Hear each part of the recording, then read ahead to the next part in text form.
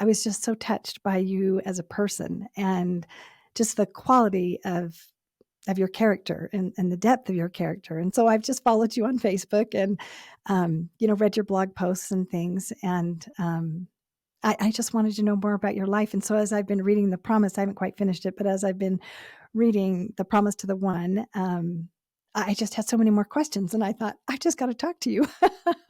So thank you so much for being willing to share about yourself with my listeners, because I know that you're gonna bless so many people by your message. You already have blessed so many people with your Oh, of messages. course. No, thanks for asking. If you could just tell us a little bit about you, I wanted to know when you were a child, what did you dream about for your life? When I was a child, what did I dream about for my life? Oh, my dad was a financial planner and life insurance salesman, so I thought that's where I was headed. And I was not quite so sure if that's what I wanted to be, but I knew that he had a nice life and he created a great one for us.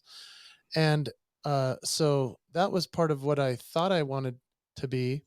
But I dreamt of becoming an artist first for Disney. And I loved drawing, and that was my first true gift, was finding out that I could draw, whether it was something I looked at as a cartoon or just, somebody out that I saw at church or something. That was always a fun thing to do. So I wanted to first be an artist for Disney. Eventually, I wanted to also be an NBA basketball player because I grew up in Utah and there was a guy that kind of looked like me. His name was John Stockton, and he was a white 6'1" guard and had hairy legs, and so did I. So I thought, well, maybe that's my path, because if he could make it, then maybe I can. And so I dreamt a couple of different dreams. Eventually, wanted, had this kind of pipe dream of maybe I could be on a stage somewhere making people laugh. I didn't know what that looked like, although I had seen singers, people in concert. I saw a guy speak at my school once and it changed my life. And I thought that would be neat. Imagine doing that. And Yeah. so, through the years, I think as I dreamt about other things like NBA stardom in basketball or being an artist for Disney, and then thinking, what if I need to take my dad's business over? All of those things led me to where I've gotten to live an actual dream life. So it's pretty cool.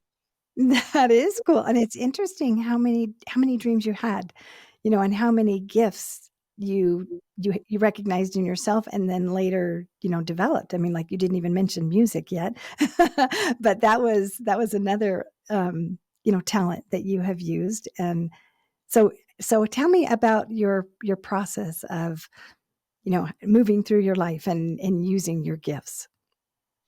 Well, I mean, originally I started out, and I share this in my presentations on stages.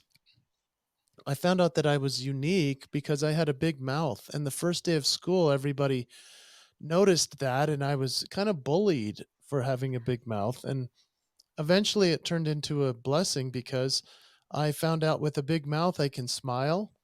I can do funny things with my face. I was a blessing to the dentist. He could use 2 hands, and so I was finding out those gifts from an early age and realizing that, even though people said the funny things I was doing with my face were quite ugly, but it also was something that made them laugh. And so laughter was probably my very first go-to as a person who would connect with others, was to make them laugh, whether it was through a funny voice, a funny face, imitating someone or a teacher. Those were and doing a sound or a noise. Those were some of the first things I realized I was different for. I call it our signature moves. And I think that everybody has signature moves that they've used their whole life. It's what makes you unique. It's what people know you for. It can even be the thing that makes it so they don't like you. And and that's okay as well. So just to discover those, and the promise to share them is what I write about and speak about now. But my Yeah. process of doing that was simply to, I mean, the process is in my book, The Promise to the One. Chapter 2 is called the ICM process and how to discover your signature moves. So The process is really identify, clarify, magnify, ICM. And when we identify that we have certain gifts, skills, or talents, and eventually we clarify that with other people that those are things that are actually beneficial to the world, then we can magnify them and share those gifts. And that's called keeping the promise. And so that was really my process, even though I didn't have it outlined and defined like that actually until only a few years back when I met with a fellow who's way smarter than me, big fan of mine, and I'm a big fan of his. He was trying to improve his speaking as a storyteller, as somebody who shares more about himself because he was mostly using examples of others. Whereas he heard me and he said, "You need some process or system that you can teach people to for the more analytical thinker." Because all I was doing was throwing out ideas. And he said, "Give me a process." So we chopped out what it was, and it was ICM, identify, clarify, magnify. And that's sure helped a lot of leaders and a lot of people I speak to now through the last couple of years since we created it. And his name is Steven Shapiro, one of my best friends. He's a masterful writer, gifted speaker, and a thinker beyond thinking. I mean, I'll tell you, that guy saw in me what I needed to share. So there is a process to all of this, and it's been beneficial to know it for myself. That's awesome. So, besides Steve Shapiro, can you tell us more about mentors and how they influenced you in your life? Oh, certainly. Plenty of mentors through the years. I think all of us start with, hopefully, if we're lucky enough to have parents that are around and interested and included in our lives. My mom was my first great mentor. I mean, she saw in me things that others didn't see, and she also was that comfort that I went to and they said, "What, everyone's calling me ugly and that I have a big mouth." And my mom said, "You're not ugly, but you have a big mouth." So, And tell us the advice that she gave you when I remember she said to smile, when they said you had yeah. a big mouth, they said to smile, Yeah, and then she just she said, "What do you said do when you have a big mouth?" I said, "I open it like, ah," and she goes, "Don't do that. You need to just smile at people." And I said, "I don't wanna smile at people, that's weird," because I was only 5 when she taught me that, and she said, "If you smile at people, they'll smile back, and the light that you shine is the light you receive." And she's right. I've noticed that throughout the world as I've traveled, before and after the masks, being able to smile at others, it really does welcome an opportunity to engage, to bless their lives, and to actually perhaps even give them something nobody else could have that day. I notice when I walk around just in a busy city, people are not looking at each other. They're not smiling. They're, keeping to themselves. Their headphones are in. I generally prefer to walk around with a big smile unless I've just done a marathon or a workout that's too hard. And so I like to smile as I walk through the airport, smile as I walk through the mall, smile as I walk down a street. I'm just doing my best to spread some light and joy. And so I think with the size of my mouth and this big smile that I can actually bring a smile to somebody who may not have had one that day. And that's an important thing for me. And one of the first signature moves I realized I had. I love that saying that your mom said because here you were being bullied and it was causing you pain, and your mom turned that around and said, "Look at what you can give, and then that will come back to you." And one of my favorite scriptures is "Cast your bread upon the water, and it shall come back." And you quoted that in your book, That's and right. I thought that scripture must have meant something to you at some point in time. Yeah, no question. I mean, we've talked and joked for years that I give so much bread that I have a bakery coming back all the time. And the fact is that try to do as much charitable work as I possibly can because I mean it's part of my nature to give and to want to serve others. I obviously like making a living that's helpful. It's an interesting thing when you do what you do as a hobby, but also it becomes your living.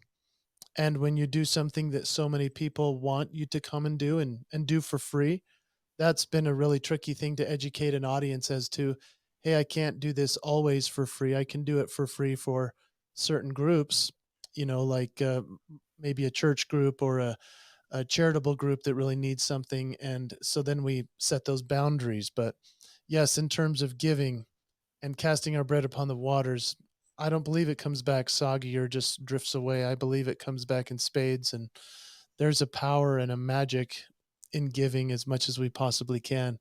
And I know that when we give, Heavenly Father blesses us to receive all the sustenance we'll ever need. That's beautiful, and I remember when you were in school, you gave a lot, and you helped others that were struggling, and I remember you would volunteer, to help. Can you tell us a little bit more about your giving? How you like, did was it because of what your mother taught you when you were 5, or where did this giving come from with you? Yeah, I don't know. Well, I mean, candidly, my parents gave a lot. My dad was always buying double or triple the groceries, it seemed, and then my parents would go and give it away, and they would buy. They were some of the first people to buy. There is a company in Utah called Young Living Essential Oils, and they were very much into homeopathic remedies and so forth. And so, as a kid, I grew up with oils all around the house before anybody else had them in the 80s and early 90s. My parents were buying it and giving it to other people, Yeah. and that's just how my parents were. So, I grew up as a kid having an opportunity to give and to serve and to use my talents and to volunteer and to do all that I could in that sense. And anytime I had a chance to serve, I wanted to, and I still love to do so. It's a real important thing to me. And so, yeah, as a kid, it was I don't know, it was being the biggest cheerleader for anybody who was doing something in front. You know, I always would smile at them, and I found out real early that if I was a good audience, others would be a good audience for me. And if I was a cheerleader for people, they would cheerlead for me. And I think a lot of the time our service starts in a selfish way, like what can I get out of this? And then eventually we realize, oh, this was actually a blessing for me to just get to serve. And so that's part of it for me. I love that because I feel like the joy that you got, from serving continued to motivate you to continue to serve, and I feel like you are such a cheerleader for other people, and that's a really rare gift, especially for a performer, that's so used to having people cheer for you, to then also give, and I sense that connection is really important to you in your life. Oh, certainly. I mean, we don't get where we get without the help of others, right? And so I I feel like one of the great blessings of my life is having people that are such cheerleaders of me, and I've been able to cheerlead them back. I'll tell you one of the great compliments I've gotten, and I didn't realize this was a signature move of mine, but I had a fellow say this to me the other day. It was for a conference of all the speakers in the country. It's the National Speakers Association, the NSA. And we were all together at this influence conference. There's a couple thousand of us there. And a fellow came up to me and said, "Hey, when did you get here?" And I said, "Oh, just now." And he goes, "I figured that you must have been late because I was a day late to the conference." I said, "Why did you figure that?" He said, "Because I couldn't hear you laughing in the audience." And I don't know if that's a bad thing that my laugh carries that much, but I do believe, from what I've understood from others, that my laugh is a validation in when they understand that it's me out there. And that's been true for people even that don't know me. I mean, I've had people come off stage that are famous and I've met them, and then they realize that was my laugh and they go, "Hey, you drove that whole thing for me because you were the one leading that laugh." And I think I was just doing that because I was enjoying it. I wasn't trying to create something, Right. but I am trying to give them energy. I am trying to be the audience I wish I'd had. And You're so right. I like being that guy.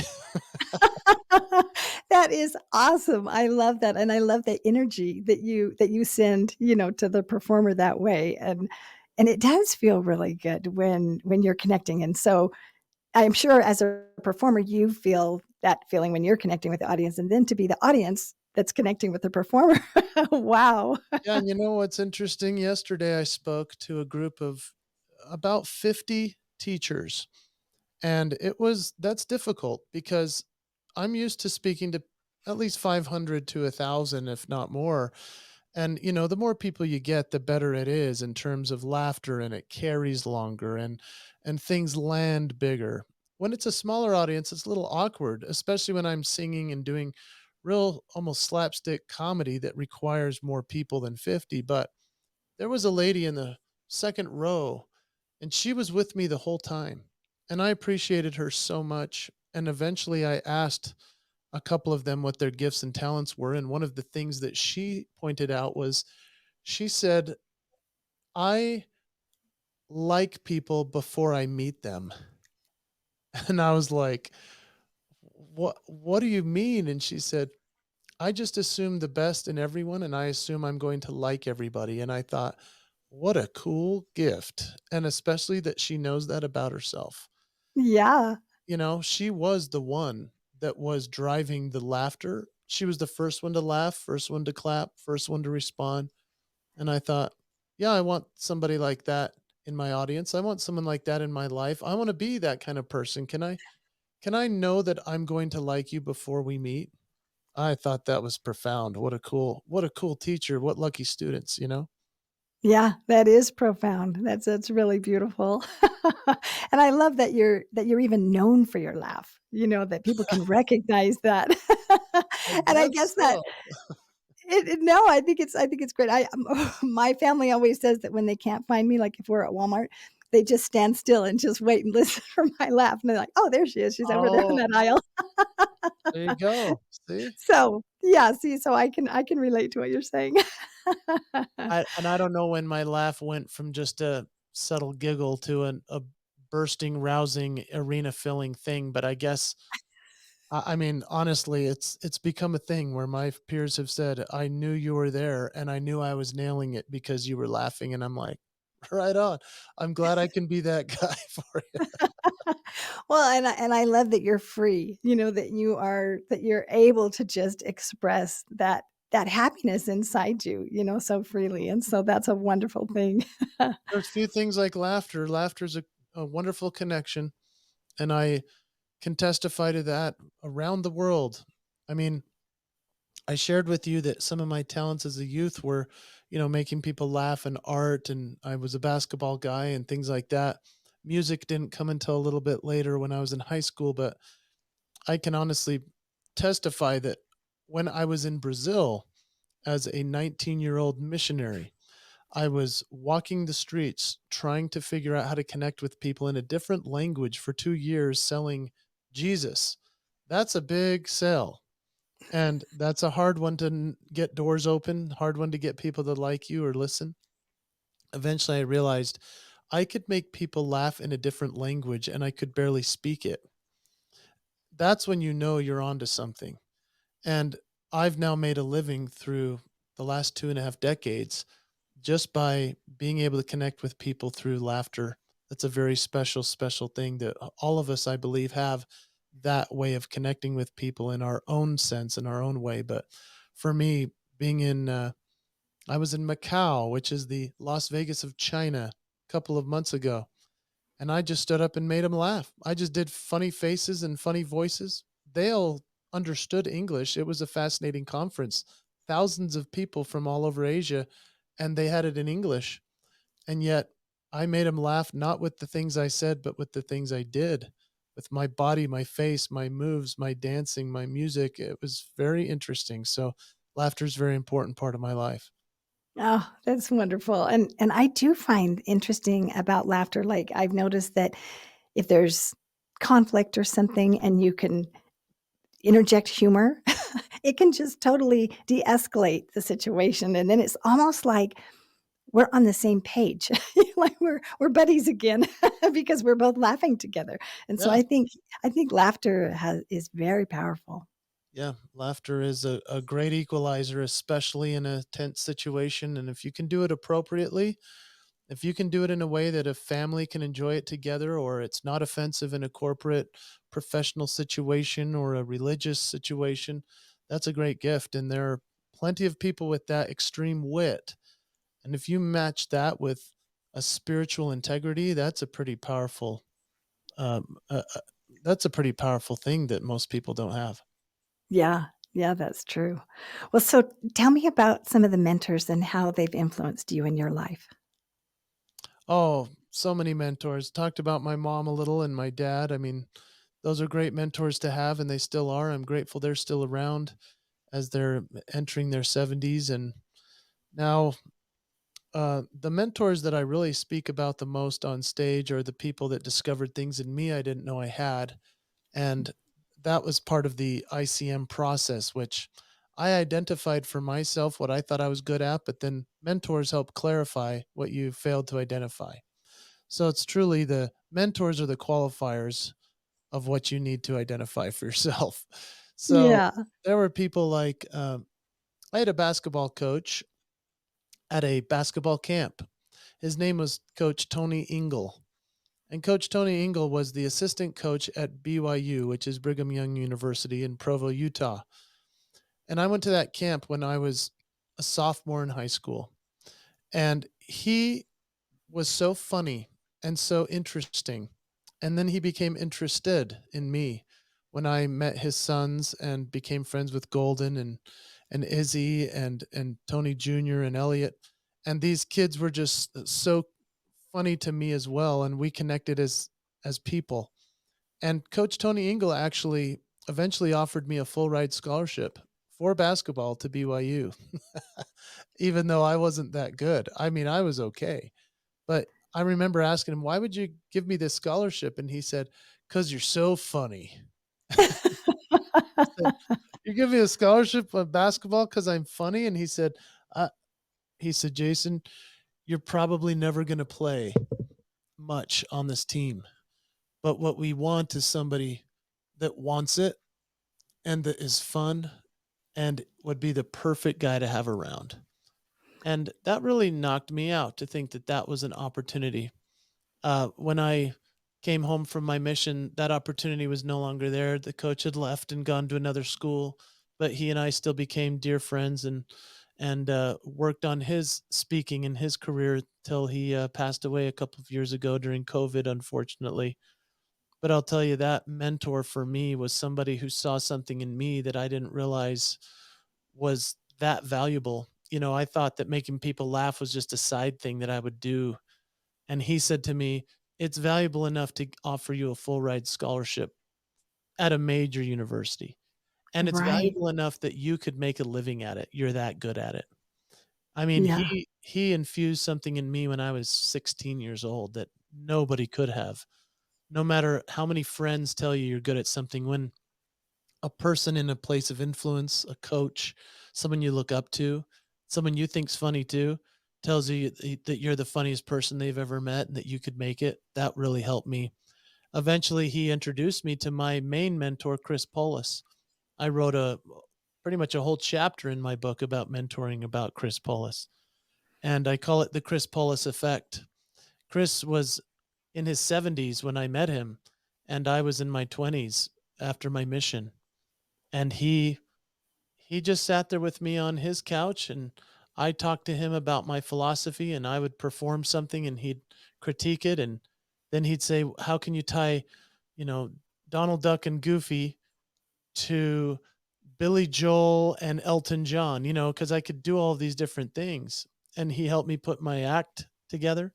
He helped me string some words together so that I could speak well, handle myself better, and he got me my first many gigs and launched my career. So those two mentors, Tony Engel, the coach, Chris Polis, who also passed away. He passed away this a year ago in on Christmas Day, actually. Those were my two great life mentors outside of my parents, and not even including like just normal friends that made such a difference to me. But what a blessing to have mentors that see things in you, and that's why I talk about the clarify process within ICM. They clarified for me stuff I could never identify. And that's why we need to have that connection with others, is to ask them, what am I good at? What do you see in me that I could share? What are my qualities, my gifts, my signature moves? And when we ask the right people, they can actually give us all the power we need to then go magnify that promise with others. It's a wonderful thing to have mentors.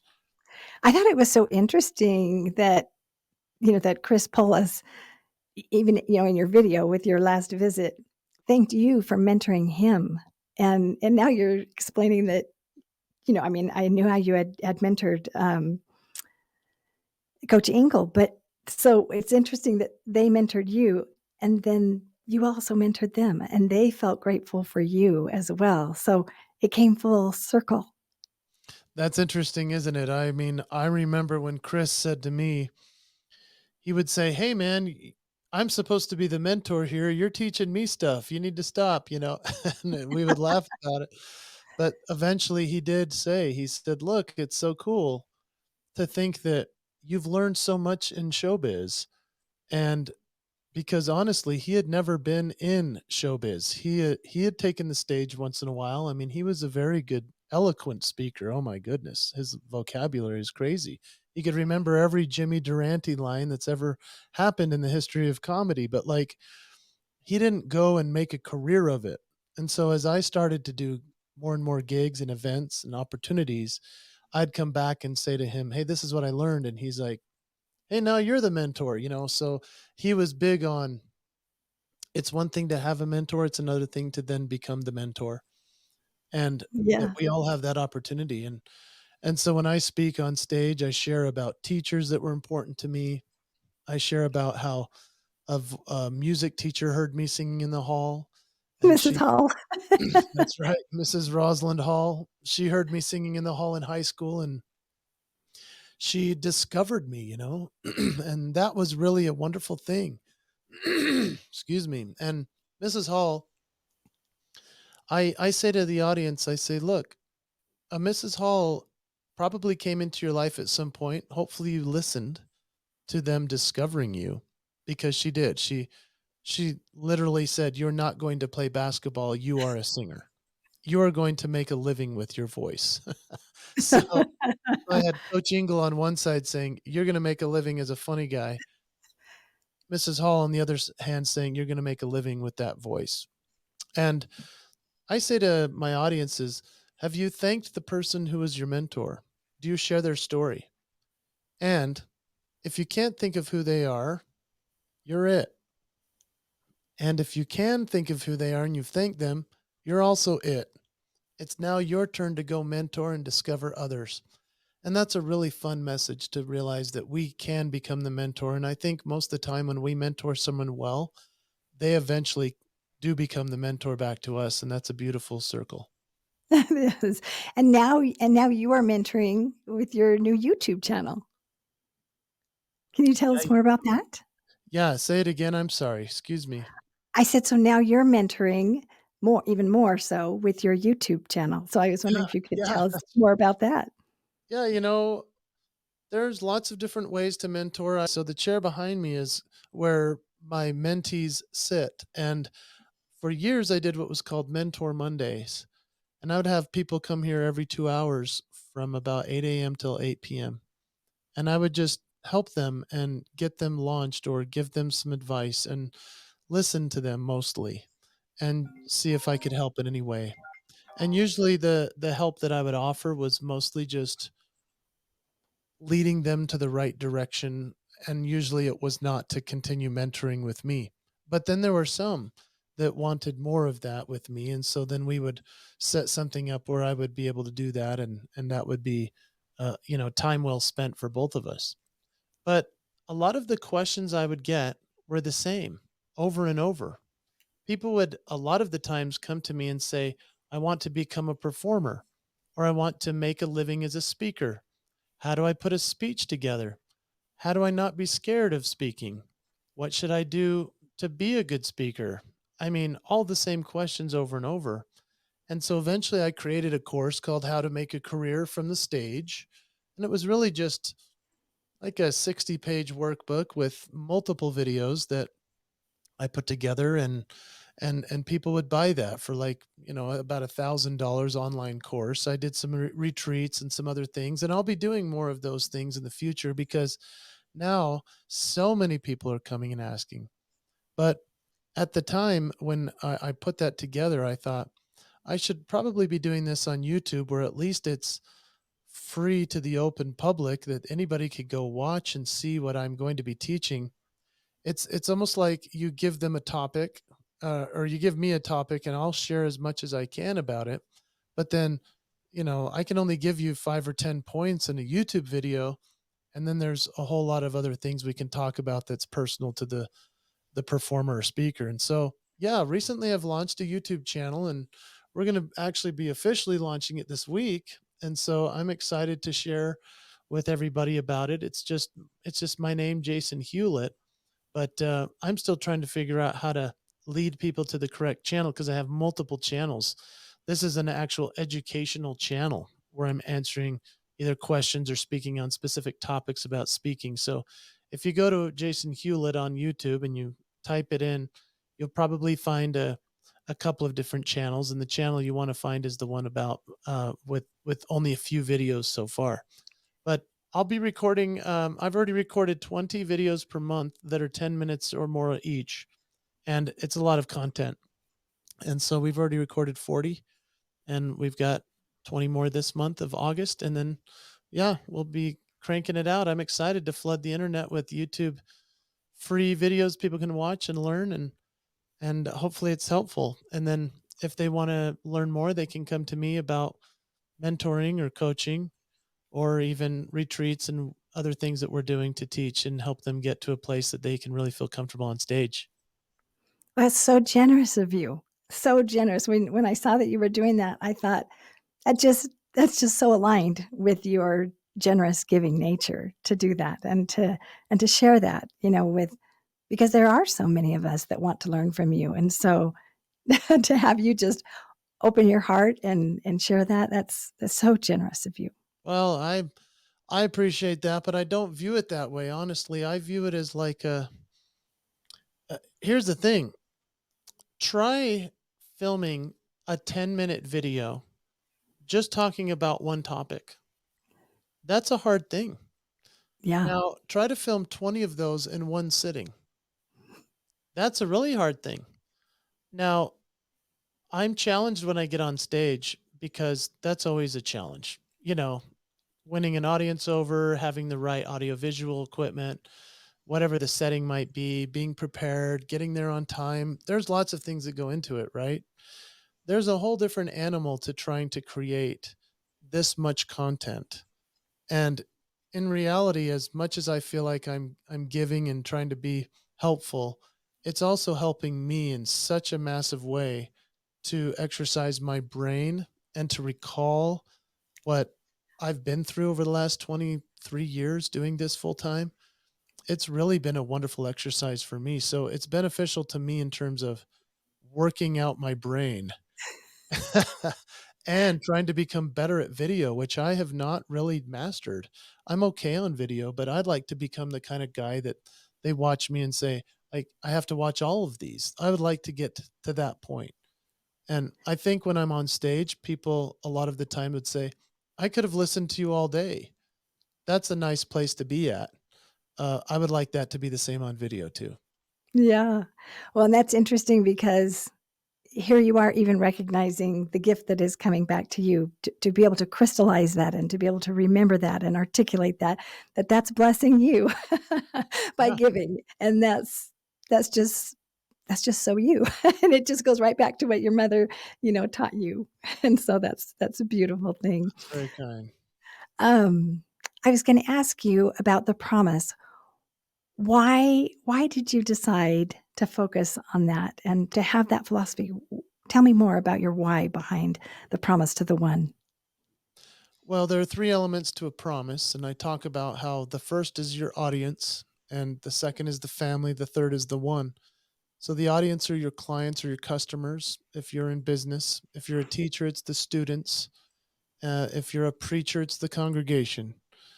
If when the elements of the family come into play, there's two folds to this. The first is the work family. The second is the home family. So work family might be your team that you work with and the people you serve with in the community, that sort of thing. But then there's the home family and the people that are the most important to us. And so the final element is the promise to the one. A lot of people think I'm talking about God, and in some ways, tangentially, it is there. but the promise to the one is yourself. And I believe that when we are truthfully aligned within our promise to ourselves, then we are doing what God wants us to do. And I wrote the promise to the one first instead of the promise to the audience or the promise to the family because it's the hardest one for us to live. And it's actually the reason I speak about promises is because I break them the most to myself. And I'm really good at that. And that's really sad. And so I thought, what if I write a book I feel like a complete hoax uh being able to write? And when have there been times that I've made a promise and kept it? And when have I made a promise and broken it? And I share a lot of warts in this book. And people are actually surprised because, I put off a pretty nice persona online and in person. I mean, I have a great life. I'm very blessed, no question. But also, a lot of people are sick of people being Instagram perfect. And so, Mhm. and it makes people really frustrated. I mean, comparison is the thief of joy, as we've heard. And I think that in terms of the promise to the one, I'm sharing so many of my inabilities to keep a promise to myself that it actually connects really deeply with a lot of readers. And I've got it on Audible. I've got it on, and that's me performing. That's what's fun about the Audible, but book form, ebook form. And the reason I wrote The Promise to the One is because I felt like there is not a book like this out there. And I wanted to write a book that was worth reading. And in fact, it took me years to even pen any part of it. I wrote the introduction multiple times over about a year's time, and it didn't ever get past that. And eventually, I just said to my family, I said, "Hey, I'm sorry, but I'm going to go up into the mountains in the motorhome until the book is finished." And my wife said, "How far have you gotten?" And I said, "The intro." So she said, "Well, you better take some food." So I packed some sardines and some beef jerky and wheat thins, and 3 days later, the book was finished, over 50,000 words. It was an interesting endeavor to have a divine download, as others have said it was. I think those stories were just waiting to come out and a chance for me to really focus on getting it done. But I speak about things such as integrity, character, um, God. I speak about things that made it so that the book has been a hard sell, to be candid, because corporations see the cover and the name and they think, oh, we can't give a book of spirituality or religiosity to our people. When in reality, it's really not that. It's, I guess there are elements of it in there, but it's nothing that's in your face and offensive in any way. I'm not trying to convert people to what I espouse as my faith, but rather I'm trying to encourage them to come along with me on the path of being somebody who makes and keeps a promise. And because I've had so many people that have made and broken promises in my life, and because I've done it myself, I thought, what a perfect way to start my authoring career because I have written other little books, but this was the first significant one that was published by a publisher. And, and so that's why I chose to write it because I think a promise is the highest level of engagement we commit to in any experience. It's greater than a goal. It's greater than even just a commitment. I believe that when we make and keep promises, our life changes and the lives of the people around us do. And I mean, even something as simple as this podcast with you. I mean, this was a promise that I made I would be on here with you. And I did all I could to figure out this different program to get on time, but I I think that, you're counting on me, I'm counting on you. That's a promise kept. Here we are. I love it. Now you have Yeah. listeners who are hopefully keeping the promise to download it and listen. And that's the blessing of the connection that we all have. And that's why I call the promise the engagement experience, because it truly is about engagement, a promise between me and you, a promise between myself and what I'm going to do. I mean, it is a true engagement experience. So I hope that answered the question. Yeah, that did. I noticed that integrity is such a strong value that you hold, and it carries throughout your life in your examples and things. And so I'm wondering, where did you learn that? Why is integrity so important to you? I would probably just have to bring it back to the people that I've been around and the things that I believe. I mean, I was raised in a church that values very highly integrity. I mean, I don't know if there's anything higher that they value. And so when it comes to having faith, I mean, that's one level of belief, but then there's the integrity of, can you live what you believe? Can you actually plant your feet firm enough on the ground to allow your heart to go up into the heavens and to give yourself to a character, a morality, a place of saying, I want to be better. It doesn't mean that you have to force that on anybody else. It's a private promise, and you can share it just by the way that you live. And people will see it, I think, when they see you, they meet you, they feel of your spirit. And um, I've talked a lot about how on stage, how there's an incongruence between the person we see on stage and the person we meet off stage. That's happened a lot to me through the years, meeting really famous, amazing people or amazing business leaders and people that I really looked up to or wrote a book that just resonated. And then when you meet them and you get to know them a little more as a person, you find out real fast if that was an act or if that was integrity. And it's really special when you meet somebody who's better off stage than they were on, even if they're brilliant on it. So that for me is a real important one. Yeah. So I know you start out your book with the example of the dog, doo doo eye. And are you gonna go back and pick it up or are you not? And you do. And then you said something really interesting that you said, that broken promises don't just affect you, that they affect, so many other people. And I know a lot of our listeners are dealing with broken promises. And so could you talk about your experience with broken promises in your life? Sure. I mean, broken promises to myself or with other people? What would you like me to? Like Oh, from other people to you oh, to you. yeah. So, I mean, one of the challenges that I have is that I have such a high level of expectation for myself to keep the promise that it actually really intimidates a lot of people to even work with me or be around me. And I've had to learn how to be more forgiving.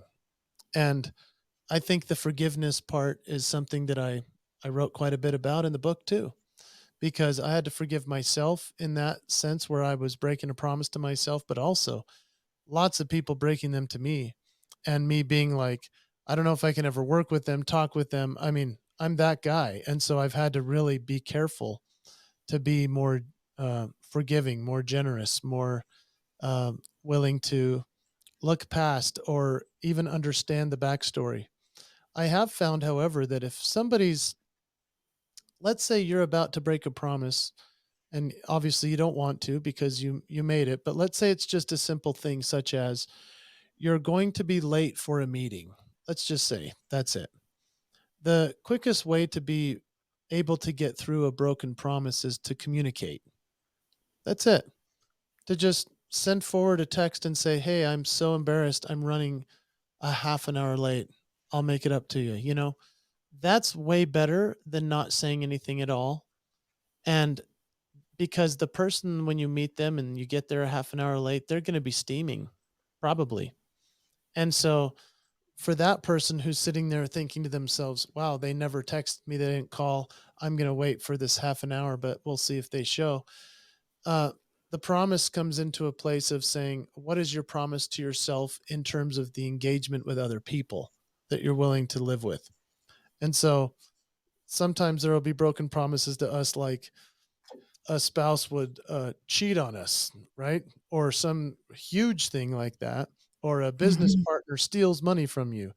Now it becomes a matter of what is your promise to yourself for the boundaries you've established for your own sanity. I mean, really, Yeah. because there could be a situation where a spouse cheats and it's devastating. And obviously you're probably thinking, I'm out of here. But we know many stories where somebody is so strong to the promise that they made of the bond of marriage and of love and of faith and of other things that they can say to themselves, I can forgive this person and we'll have to work through this, but I'm committed to this relationship, possibly more than the person who cheated. But do I want to be with them? And yeah, those are big, big monster questions that are things that involve therapy and reading the right books, watching the right movies or videos, and educating ourselves. But mostly we have to go back to our spiritual core and say, what would Jesus do in this sense? And what can I do to be like that? And if you can do something such as forgiving someone who broke a huge promise to you, then you're getting closer to a higher state of being and living. It's a beautiful thing. Um, Oh, I hope that helps. yeah, that I just love the way you said that because, I think that so many people are dealing with the struggle of forgiving and feeling so isolated in trying to figure out how to cope, when you're in the middle of the process because forgiveness, in my experience, has been, layer by layer, and it seems like you go through the grieving process and then you come back and maybe you feel, anger again or something else, and so the forgiveness seems to be it's usually not overnight. I know for some people it might be, but it's usually not an overnight process. And so trying to keep that promise, like you said, maybe my promise is that I do want to do what Jesus would do. And so how can I do that moment by moment, day by day in the middle of that process? Yeah. And, you know, don't get me wrong about what Jesus would do. I mean, we're not saying he was a pushover here either. I mean, he didn't let anyone steamroll him, he called them on it. I mean, it was now a new level of accountability. What would Right. Jesus do a lot of the times is kind of a cop out for, oh, well, let's just be real soft and nice and gentle and careful. Well, remember, here's a guy who was the ultimate rebel. I mean, he was going against everything everybody was talking about, and he brought a new law. And so that's what I'm saying. If you really understand Jesus, if you understand his teachings, whether you believe he's the savior of the world or not, go read Matthew 5 through 7 in the Bible.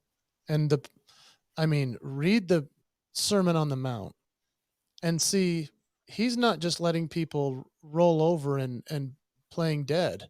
I mean, he's holding them to the fire and saying, "Oh, okay, well, if you did this, then what are we going to do about what are we going to do about making sure that you don't do it again?" Right, and that's an interesting process too because the learning to set boundaries, is part of that keeping your promise to yourself and loving yourself, as well. And so I think I appreciate you bringing that element into it too because sometimes people forget that part. Yeah, the what would Jesus do as a part of our promise to ourselves? That's a big one. That's a real hard one. I mean, that's one where you might think, "Oh, I could never live up to that." Well, yeah, probably you're right. We can't, but we can try. And Right. there's a beauty in doing all we can to try to emulate the people that we admire and we love.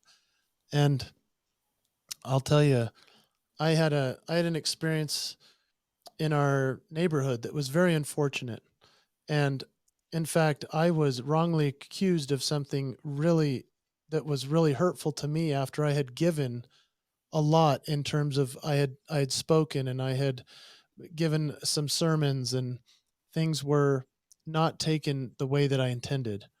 Now I was wrongly accused, and now my name was being slandered, especially among those that weren't there, had heard what I had done or said.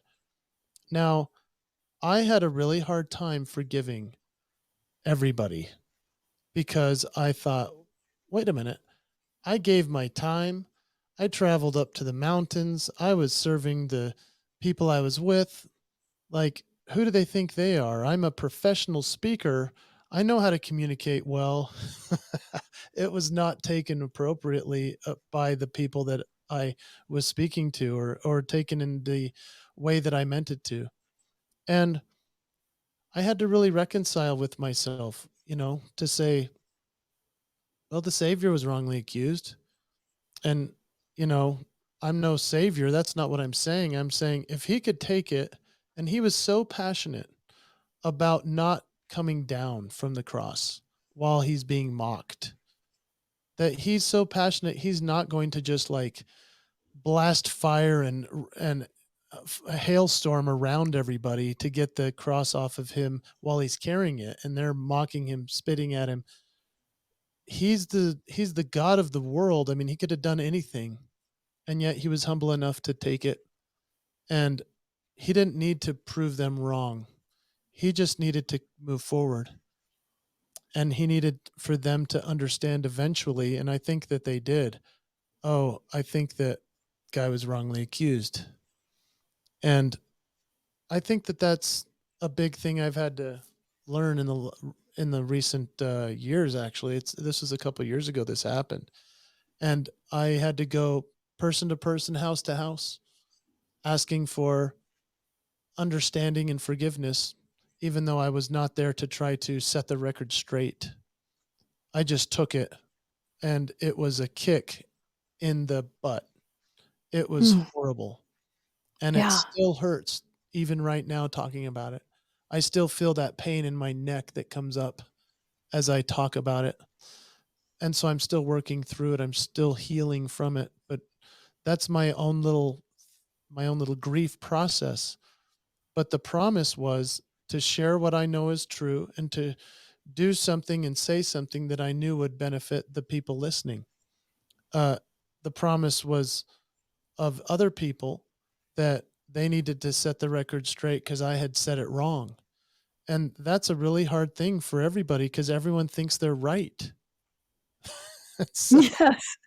It's so true, and I think having your reputation slandered like that is one of the most difficult things, especially when you're a person of integrity and you are so giving. It Because and as a speaker, your reputation precedes you, and so to have your reputation maligned, um, I don't know if it brought you comfort to know that the Savior, experienced that. I've experienced that myself, and that did bring me comfort to know that the Savior knew exactly how I felt, in that situation. And gossip is like feathers in the wind. You can't go gather them all back up, and you can't set the record straight with every single person. And so I had to just, let it go and let those who were true friends, stuck around, and those who weren't, I learned, from that. But that's it. That's exactly what got me through was the true friends and that the Savior went through it too. And, not to say, hey, because he went through it, I can hang on. That's not what it is. It's, wow, he went through that and he let it just happen because it had to. Well, I guess I needed to let this happen. And I don't need to go to try and fix it, but rather to know who my friends are, to know that my family stood by me. Um, I mean, I still have strained relationships.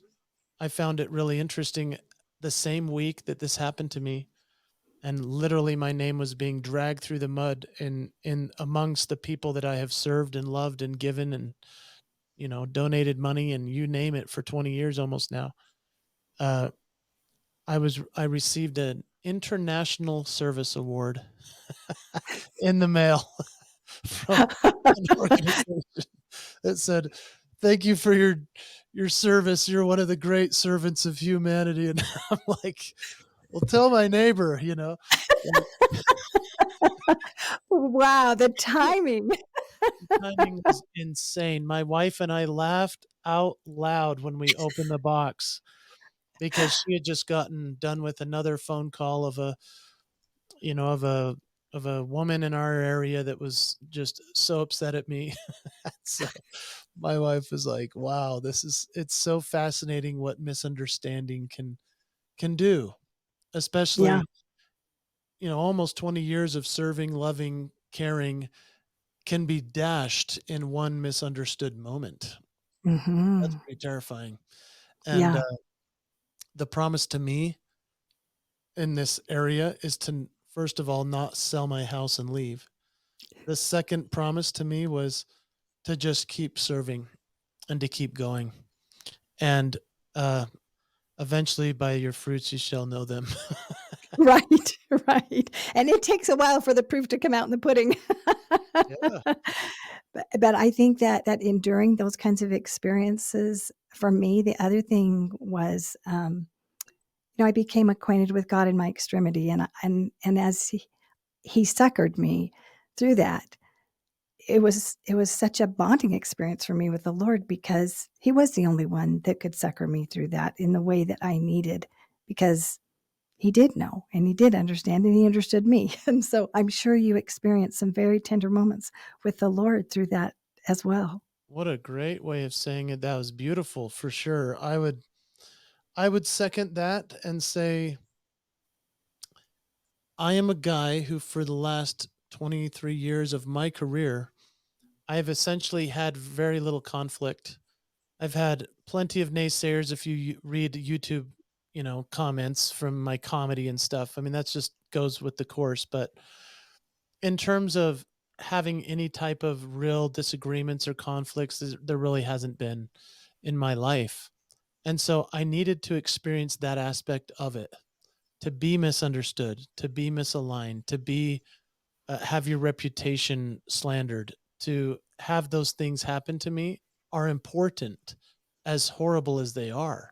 Yeah. And I also had never even experienced a real physical injury in my whole life. I mean, I broke a collarbone as a kid, and you heal and you forget about it. But like, I hurt myself last year to such a degree that it brought me to a new aspect of understanding and empathy for people that I am ashamed to admit I never had sympathy for as much as I should have before.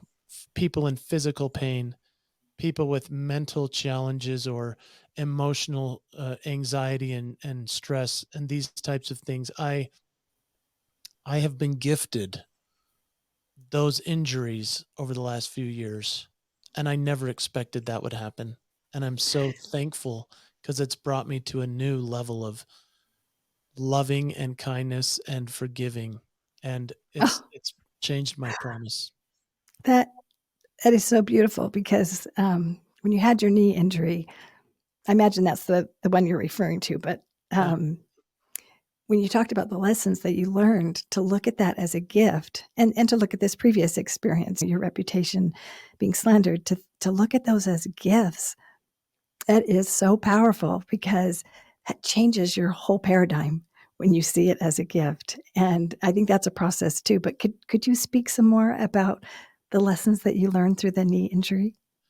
Yeah, so it was, middle of July last year, 2022, and I was playing basketball with my sons. Over the last year prior to that, I had lost 30 pounds, and I was very active, and I was eating right, working out, had a lot of gigs lined up, which was special because most people don't realize in 2020, I lost everything.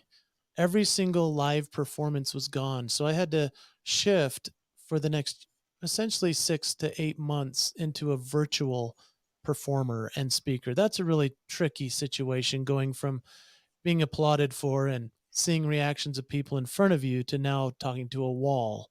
And Yeah, so if we go back to 2020, losing all that work and then trying to build back up to make any kind of income to save your house and keep your children fed, and now they're teenagers and they want and need more stuff and braces and friends and dating and cars, and oh gosh, 2021 was worse than 2020 because of the uncertainty.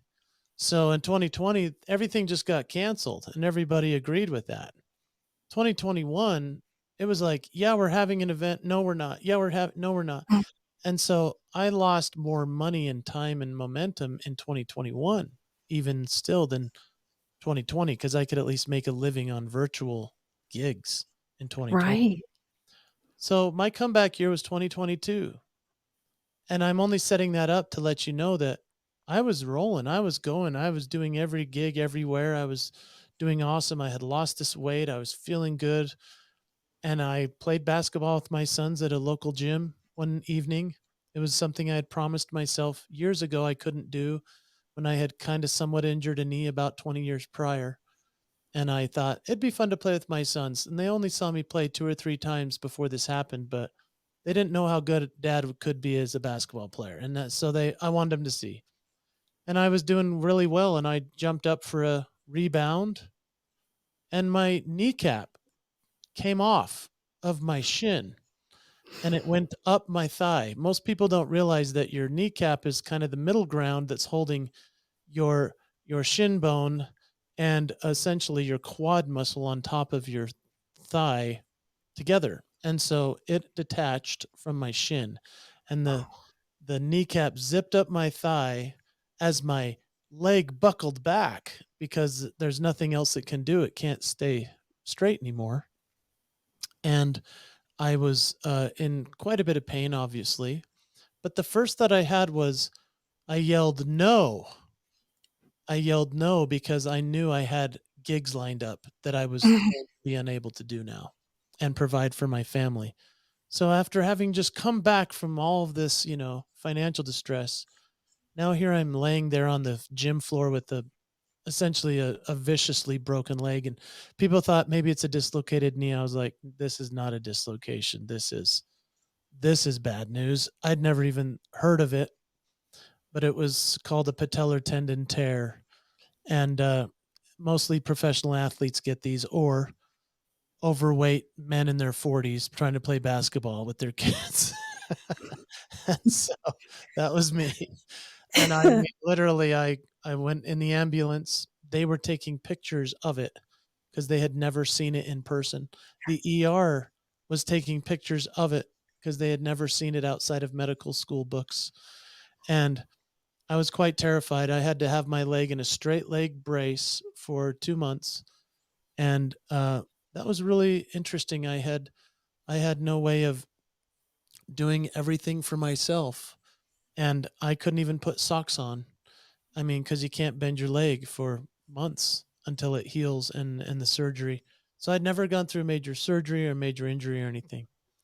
But I'm sharing all of that backstory with you because I did lose some gigs and I did have some real tough stuff happen. But I remember that first night laying in that bed. It was about 9 o'clock when the accident happened. I got home about 1.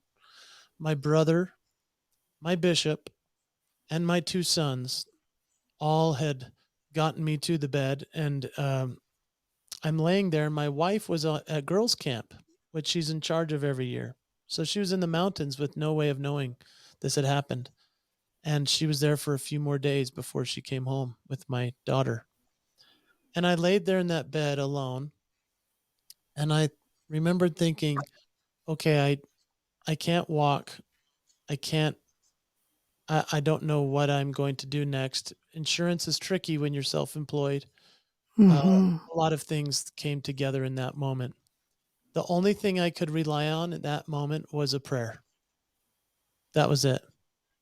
All I had. And I thought, I am so grateful that I have a faith that allows me in this moment to ask for help of I just need strength of spirit to get through this.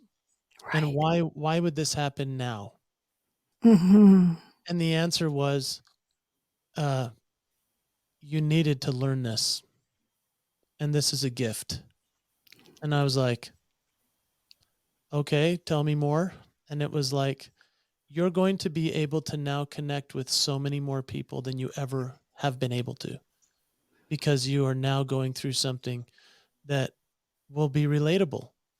And I all of a sudden, it was open to me all of the injured people that were physically injured in my neighborhood and that I had seen on airplanes and that I had not moved for when I was in line for their wheelchair to get by. I mean, Karen, it was like the heavens unfolded to me of the people that were hurt. And then another thing manifested and it was the injuries we don't see, Mhm.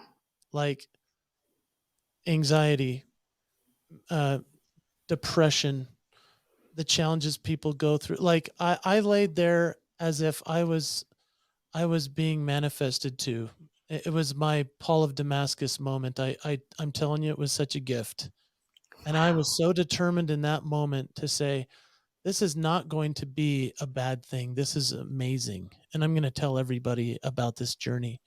because most speakers or performers would hide it and say, well, I don't want everyone to know that I got injured because then I'm not going to be able to jump around and be the guy I was. To me, this was a manifestation of saying, I've now I've now experienced something that a lot of people have gone through, and I'm sorry that I didn't know this was how hard it is.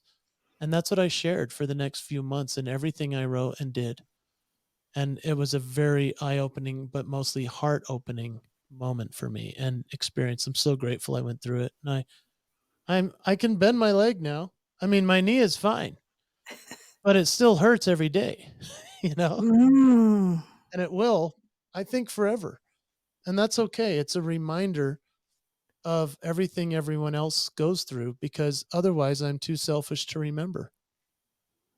Well, it this life is a war between remembering and forgetting, and so to look at that, even that pain as a gift to help you remember, oh, that's just so profound because we could all look at the pain in our life, even as a remembrance, to turn to the Lord. I mean, there's so many different things that we can remember, but to remember to be open to others that are suffering.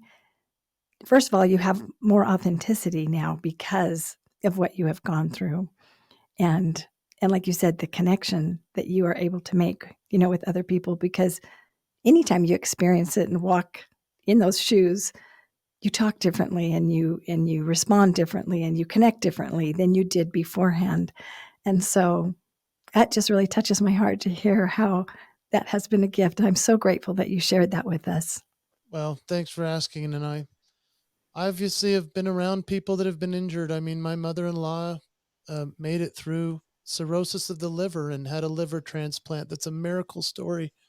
And I mean, she's doing really well now. And I didn't have as much sympathy for her as I should have. I just didn't. I don't know why. My friend Chad Hymas is in a wheelchair and he speaks around the world and he inspires people and he does it alone. He doesn't have an assistant that goes. He has people pick him up that he's never met. And I mean, I've thought to myself, okay, I what would it be if I were paralyzed in the legs and my back and my neck? Like, how would I function like that? And I mean, if I have people around me like that, until you go through it, even just one little thing. And what was funny about Chad, him being paralyzed, he said, all you did is broke your knee. Like the funniest thing I've ever seen because he's like, that's child's play, man. I mean, to me, I thought, okay, now I get a little more as to why he does what he does. I Mhm, understand a bit more the struggle of the guy who lost everything in the pandemic, let's say, but can't get it back financially and mhm, provide. I can get now way more the person who's got a debilitating injury and cannot get on a Zoom call because it hurts too much. Like all of those things started to come into place for me. And in reality, it knocked me off a real high horse where a lot of people, having seen me for so long is almost like this, they put me on a pedestal and I'm Mr. I don't have any problems and my family's perfect. My life is great. And then all of a sudden I'm boom, literally taken out of by the knees. It's a it was a profound experience for a lot of people to see me go through that too, because I am known as Tigger. I mean, I'm bouncing around for my whole career using my body, and now I'm like, "Let me move to the next phase." Well, I love the way that you said that it increased your ability to love. That is just so beautiful. I think that that is a lesson that we could all learn from our own pain, that if we can gain more empathy for others that are suffering in whatever way, it doesn't have to be the same kind of suffering.